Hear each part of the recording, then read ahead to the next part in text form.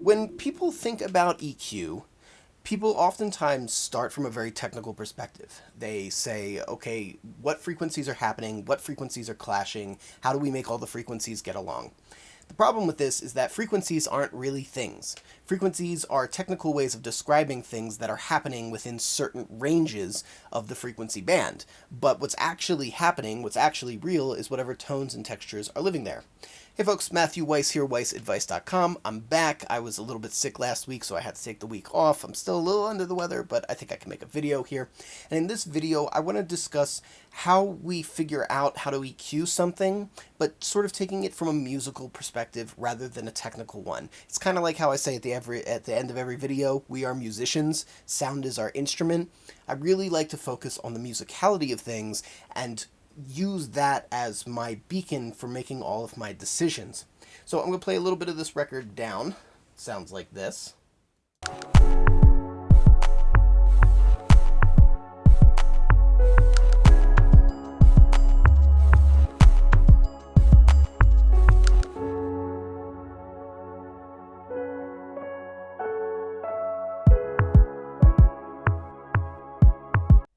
This is the beat for Get Out by Akon and Rick Ross. It's a nice, creepy, dark sort of beat. Good for Halloween. Happy Halloween, everyone. The question is, how do we approach this record? This is the raw record with nothing on it. I have the Soundtech EQ from Make Believe Studios pulled up here, but you can see that there's no boost being done, and while there is a little tiny bit of color that comes just from turning this on, it's pretty darn subtle. So this is basically the raw version of the beat. So how would I go about EQing this 2-track, if at all? And the first question I'm going to ask myself is, does it need anything? How does it feel just as is without doing any processing?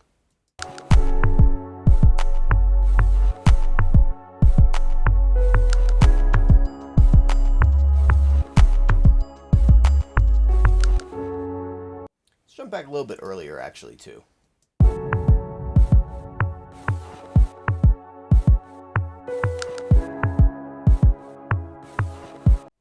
In general, I like how it feels, but I do have to say that it feels a little bit dull to me. Now, if we were to go from a technical perspective, I would say we would be looking at grabbing, say, a high shelf, maybe from 8K, maybe from 12K, and just basically pumping high end into it until it no longer feels too dark.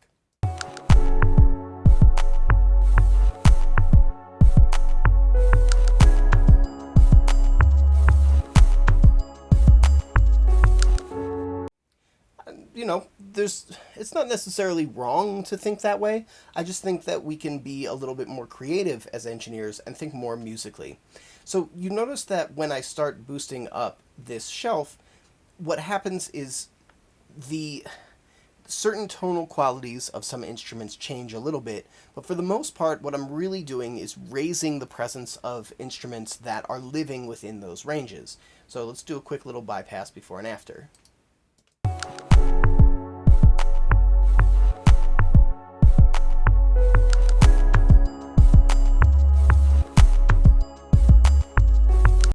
So you'll notice that those clack noises become a lot more pronounced and sharper. The clap becomes a little bit sharper. There's this sort of shuffling of paper sound that becomes a lot louder, proportionate to the beat. The triangle that comes in becomes a lot louder. And the question is, do we want those things to happen? Effectively, we're rebalancing the record. So I think a better way of doing this is first start by analyzing what's there, and then deciding what we want and what we don't.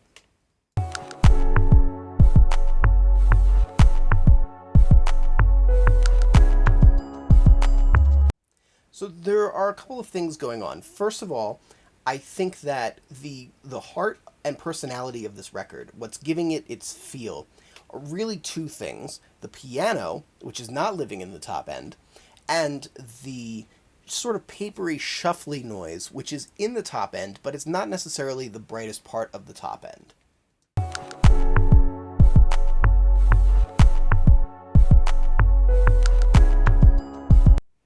There's a sort of grimness to this record. Like, the colors feel very black and green, and I kind of want to make sure that it stays that way. There's a sort of filtery underwater quality to the clap. Uh, it makes it feel distant. It makes it feel like you, it makes sure that it doesn't feel like a party all of the sudden. And with claps in particular, they can in fact very much feel like suddenly we're in a club. It's a very party oriented sound, and that's not the idea of this record. There's a sort of depth to the low end where the ear is drawn to the darker parts of the record, and I think that's really important for this record to convey what it's trying to convey. So while from a technical point of view, just bringing up a big shelf to balance things kind of works, I think that we really need to be a little bit more careful. So what I want to do is with the top end, I want to articulate that shuffle noise. I want to see if I can center in on it and just target that without actually brightening up everything all at once. So how do we do that? Well, that's where we get into the corner frequency and selecting our corner frequency. So what I would advise doing would be setting the Q to the narrowest band, pushing up the level as high as it'll go, well, depending on your EQ, but in this particular case, 90B should definitely do the trick, and then kind of guessing where you think it's going to be. I know that it's not going to be as high as 8K, but I'm going to start with 8K, and I'm going to play it and see what comes out.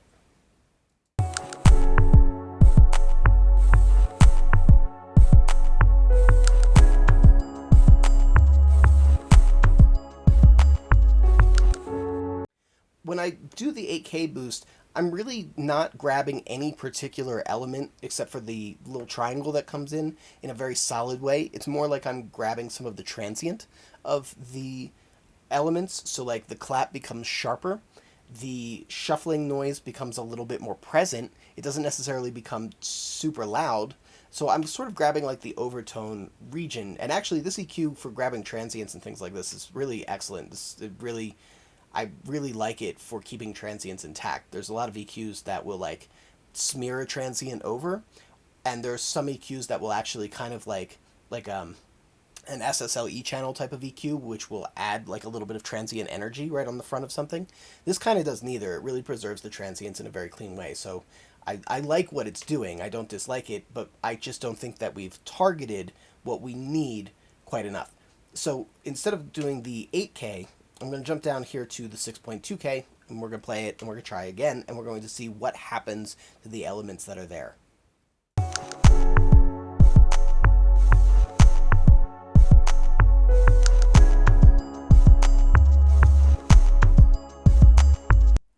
This is really articulating the clap. So I don't want this corner frequency. It's not grabbing nearly enough of that papery shuffle sound compared to the sharpness of the clap that I'm getting. So let's dip it down again. Let's go down to like 4.8 and see how that feels.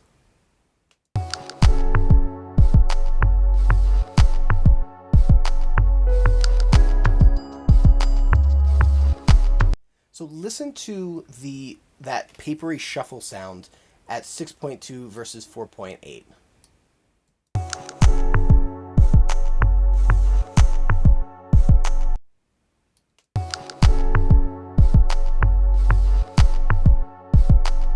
Notice how you get more of that whole shh kind of sound at 4.8? This is telling me that sort of grittier part, the more central part of that sort of papery shuffle noise, that's what we're catching here. I'm going to say that 4.8 is probably the right range for what I'm trying to hear from this. The question is it exactly on? Maybe I want 5.2, maybe I want 4.4, maybe I want 4.0. Let's try 4.4.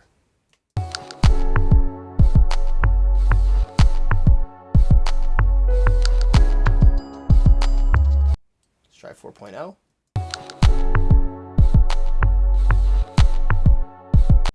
Back to 4.8.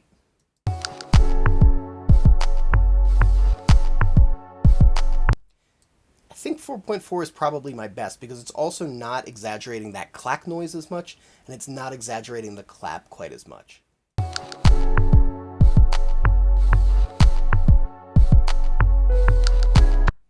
And another way to think about it is to just sort of put the emotional context onto it. Like, what do I want from it? I want this sort of dark, rainy texture to be preserved, What is doing this better? Is it going to feel better at 5.2?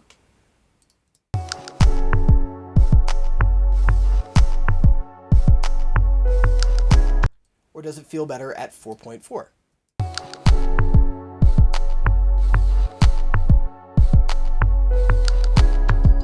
And I think the 4.4 is a little bit better. So 4.8 works. 4.4 I think is best. 4.0 works. Everything in here kind of works. The question is what works best. And I think that that's where, as engineers and producers, we sometimes get tripped up. And I think that having that emotional centerpiece is really ultimately going to be the best beacon for finding that perfect corner frequency and really grabbing exactly what we want.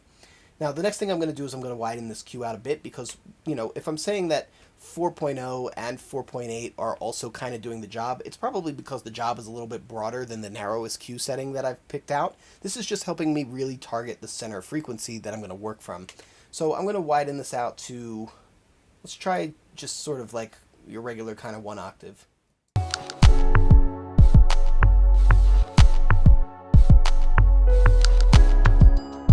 I notice that the clap gets really pronounced when I do that. Let's try going in between.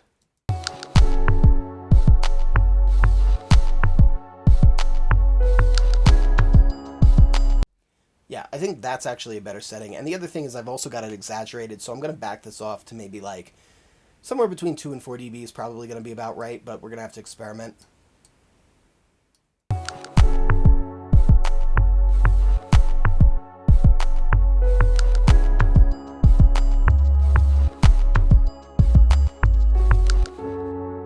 I would say like 3 or 4, depending on how obvious we want to be.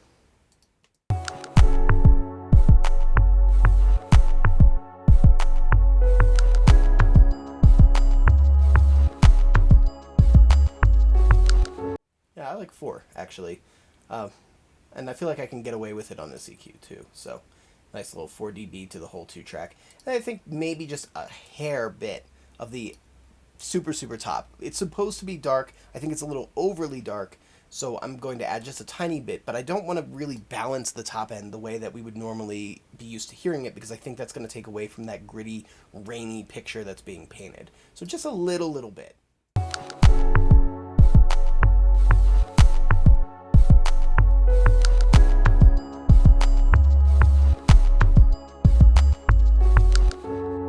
Yeah, there we go. Cool. Before, then after.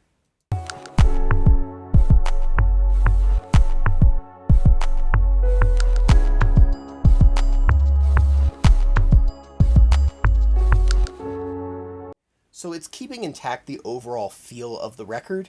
It's just bringing out those elements that I feel like are really important, the ones at least that are living in the top end. I haven't done anything with the piano here. One of the other things that's really important to consider too when working with 2 tracks in particular, or when working with a group of instruments in any way, shape, or form, is also just listening to the rhythm. So I want to make sure that the connection between that shuffling paper noise and where the clap is landing feels like it's got a really nice pull to it. And if that's getting thrown off, then I definitely have to reassess what I'm doing. Especially with like a down-tempo beat like this, where like feeling the connection between the groove is pretty much going to make or break the record.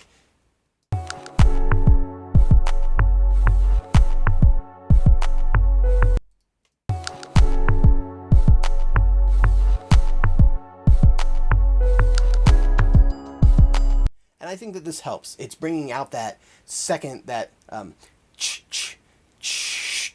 right? That middle part is really what's connecting the groove. So I think that we're really getting this in the right direction on all levels.